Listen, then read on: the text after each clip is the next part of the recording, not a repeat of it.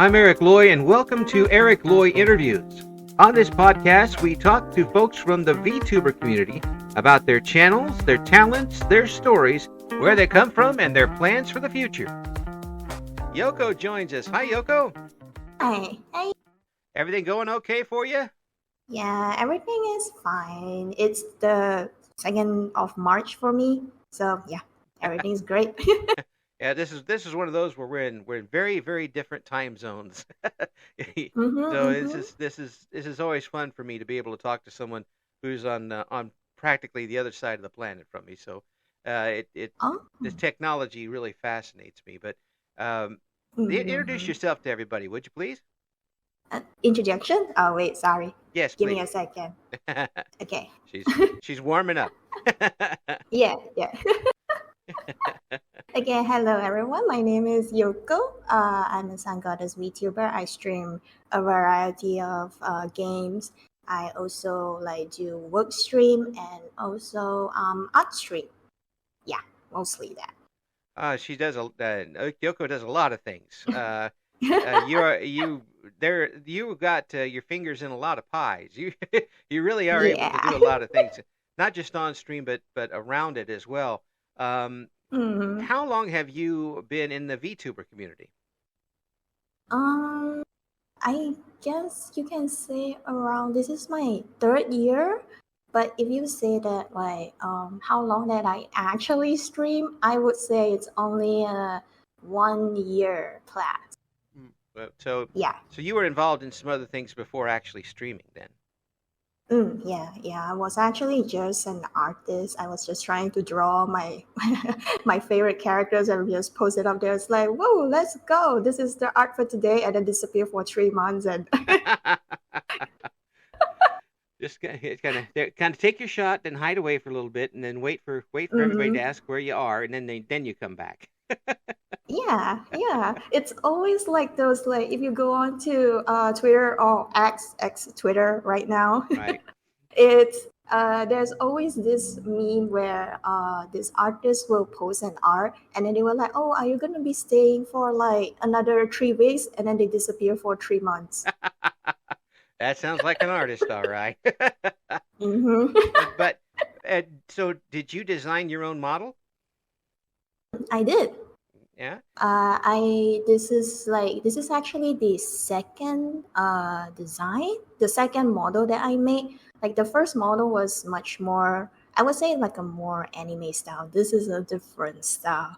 So that one is stash, and then I thought that maybe I should get out from the more anime aesthetic, and well, this is still anime. It's just like a different anime, I guess.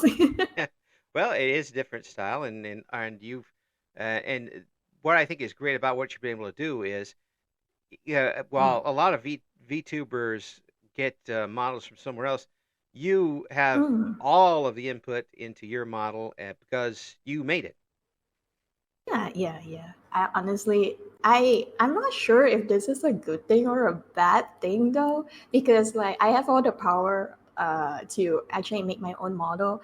I think right now I have give me a second, 1, 2, 3, 4, 5, 6 live 2D model.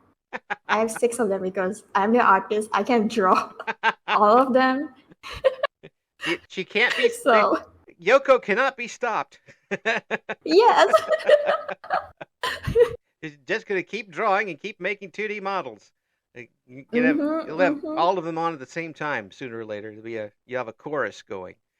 It Yeah. but it obviously you're a creative person because you're able to do this, and you've got so many other things that you do online. Have you always been creative?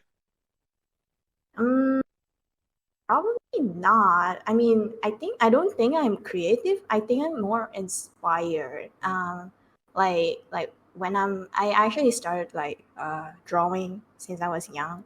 So it's mostly because I read okay, this is gonna be, I don't know if it's weird or not, but in my place, I actually have to look up to this anime and manga on the newspaper.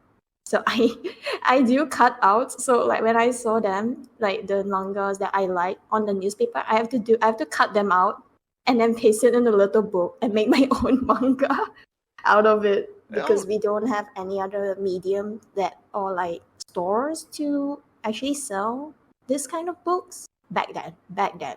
You can tell it's very old. yeah, but that's not weird at all. I mean, that tells me that you were interested in it very early, and you were interested enough to go the extra effort to try and make your style that way. Oh, that's so sweet. It's true though. It's true though. I think folks that do that and really obviously go the extra mile really are in are want to work hard to um, get the peak use of their talents, and obviously you're able to do that.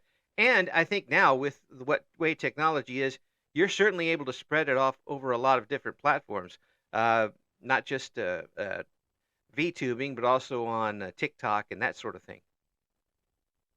Yes, like just like, from the start when we just talk about like how technology evolved, that now you and me can talk even though like we are like overseas.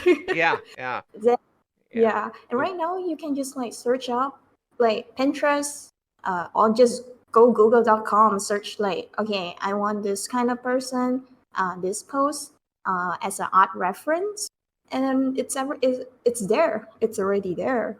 Right. Google image save life, Yeah. but of course you need to like search for the original Yeah. if you are gonna do a reference with it.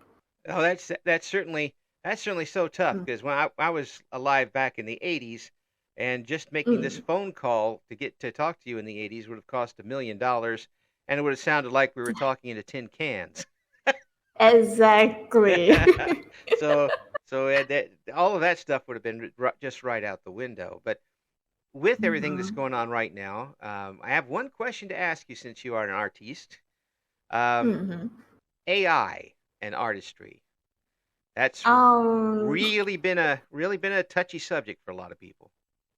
it is. Although I would admit, because like, I mean, I call myself an artist, but I'm not the artist. I don't study art. I Hmm. actually self-learn them. Hmm. So, and then my degree, everything is different, like way different. I come from an Asian family. You can tell why. Yeah, yeah. Yeah. So, but for AI, on the topic of I would, okay, I'll try to make it as less sensitive as I can.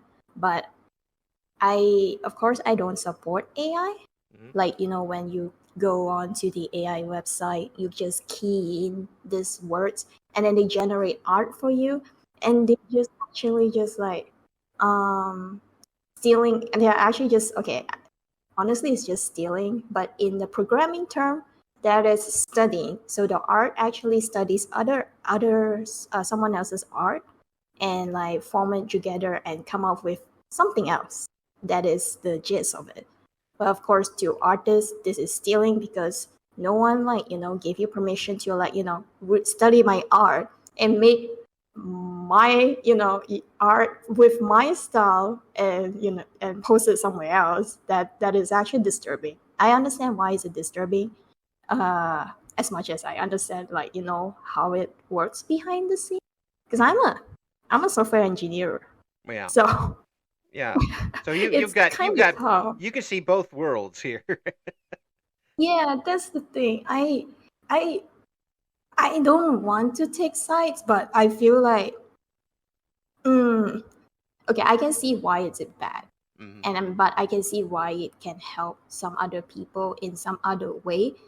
Well, not the stealing part. That I agree that the study art part, and then you take someone else's art without like asking, Hmm. like, even though it's on the internet, that's also still stealing. Right. It's like Yeah. taking someone else's style. That is stealing. It's very tough. But It's a it's very very tough. yeah. It's It's very tough to draw the line where you want it to go mm, because you do if you put in some sort of AI, you want it to learn and expand and grow on its own mm, organically.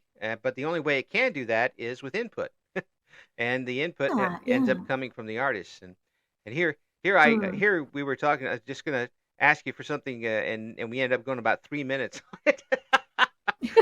I said she doesn't have much of an opinion. Yes, she does. Both I sides. do, I do.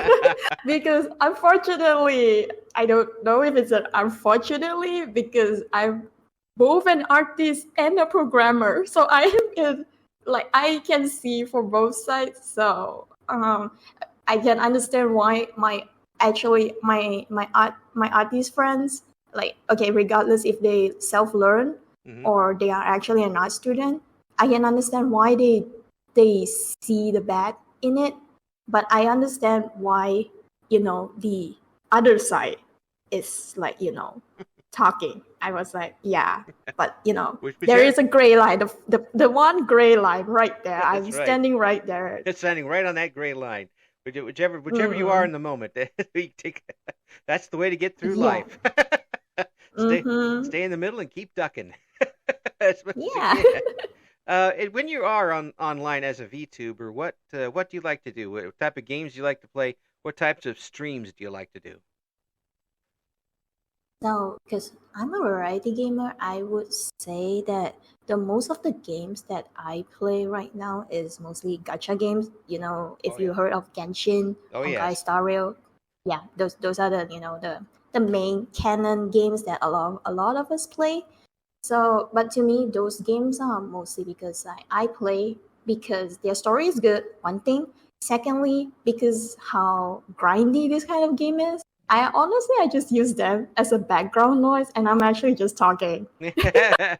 Well, I mean that's one way to do it.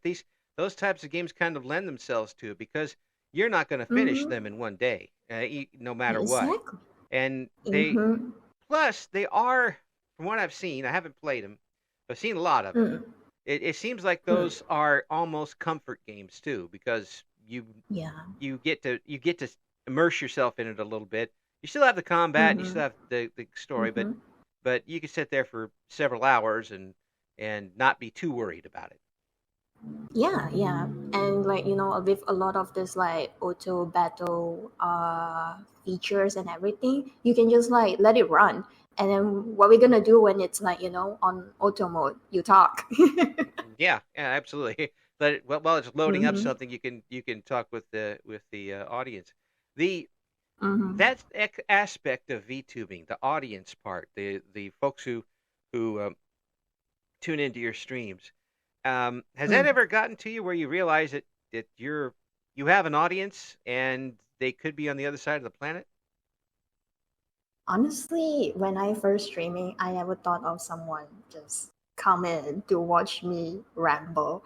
Because when I actually don't start streaming because how do I say this? Hmm. Okay, Okay. uh, okay. How I actually start VTubing is because I wanted to support my friend. So my friend wanted to be a VTuber, Right. and I was gonna be that those kind of like V manager thingy. So I was gonna be that managing their stuff. Uh huh. But so I appear on their streams as a guest, and sometimes like when they are on be right back or anything, then I'll be like there Hmm. entertaining their streams. I'll like manage their chat. I'll do most of the PR, I would say. So and then from that time I was like, maybe I should try streaming myself because like I feel bad for every time for like taking over the stream. I feel that, and but my friend doesn't mind, but I mind. I was like, no, I feel like I'm taking over your stream. There's a kind of nudge him off the screen. Right, exactly. And because they were saying that they don't really have a lot to say because they are the type that just they are the gamer. Right. And but there is a chat, so when there is a chat and then they are like, okay, Yoko, go, and I'm like, no, that's your chat. You're on stage. Hit it. Yeah, yeah, hit it. Okay, I guess you give me the mic, you set me on stage. So but after like a few streams, actually it went on like 2 months or so, but they still realized that it wasn't like a thing for them, so they quit VTubing. But well, I came into VTube. I was like, actually, you know what? If this is what I can do, as a VTuber just to talk to anyone. Like it doesn't need anyone to be right behind the screen or like you know Right. listening to me. I just want to talk. Right. Sometimes I just want to ramble. I just sit there, and one of my viewers actually said that sometimes he just sit there and hear me talking about a piece of cheese in my fridge for no reason, and Hey, then that went on for 30 minutes. hey, I was a bachelor for 43 years. Some of that cheese in my fridge grew legs and walked out. I'll tell you that. Yeah, it, it had his own life story, believe me. The yeah. the fact that you've been able to do this and kind of settle into it makes me want to ask you, what are your plans for your streaming in the future? Have you got anything big coming up? Mm, this is tough because for now, I'm mainly still gonna do what I'm still gonna do. So the game stream will go on, but honestly, the game stream is just right there as a background noise while I talk to my audience. Hmm. I am actually looking to expand more on the work stream part Hmm. because that is the only time when I'm not talking, when I'm doing the mic off feature and like just do work because I am unfortunately a working adult too, so I have emails to clear Yes. every day. Oh, yes. There's So you got to pay the bills mm, sooner or later, yeah, or you end up in court. yeah, They, the exactly. working streams. So you do your job online, and folks watch you do that. Of course, my work because my work is like confidential, so I don't like show my screen. I Right. just put my model right there, and I put some nice lofi music. And I also use this method called the Pomodoro timer. So it's kind of like a technique where they make you focus on for like 25 minutes you do work, and then you take like a 5 minute short break, and then 25 minutes work. So it repeats until the cycle is finished, then you will take a long break for maybe 15 minutes or so, and then you continue and so on. So this is actually a pretty like this technique works for me. It helps me be productive, Hmm. and at least I'm doing something. I know what I'm like. I'll be focused, not doing anything. So when I'm working, I am working. If I'm taking a break, then I'm taking a break. I'm not touching my work. I, So you get like this balance. I do it the other way around. I get 25 minutes off and then 5 minutes of work. Well, 5 minutes is still something. Not if you saw my work. They'd want me to do even less. Now, Oh, truthfully, that having that type of system definitely will work out for people. I can imagine, and mhm. doing it online, does that is that relaxing? Does that give you any extra pressure when you're doing that? It's actually pretty relaxing. It's relaxing and it actually gets my job done. So I say this is a biggest like win-win for me. Mm. So that's why I'm feeling like, maybe I should just expand that. And at first I thought that, no one's gonna be more interested in this because VTubers, at least from what I have like go on to Twitch or YouTube to like, do a little market research. When I do like a little research, I was like, so what they're doing. So most of them are like gonna be Genshin, Honkai Star Rail, the most famous games, or like latest game that came out, Persona 3. Right. They just did like a reload, those kind of things. Well, those games are nice. I mean, I do enjoy games. I like playing games. I mean, that's why I stream games too. Right. But I feel like it's kind of saturated, and sometimes I just don't want to play game. Sometimes I just want to work. Well, and it works for you. Mm-hmm. Right, It obviously. does. It does. Yeah. Now, Mm-hmm. Mm-hmm. what do you do with I know you've done some things with some music too. How do you work that in online? What do you do with music? Okay, so for music, all right. If you talk about my OST, those are mostly skips. Those are not like made by me. You should. So for people out there, Right? please go to Skep. Yeah. Please go to Skep for your music or like commission someone. They Yeah. are great. A lot of good composers out there. Otherwise, I do sometimes sing. I do sometimes do cover.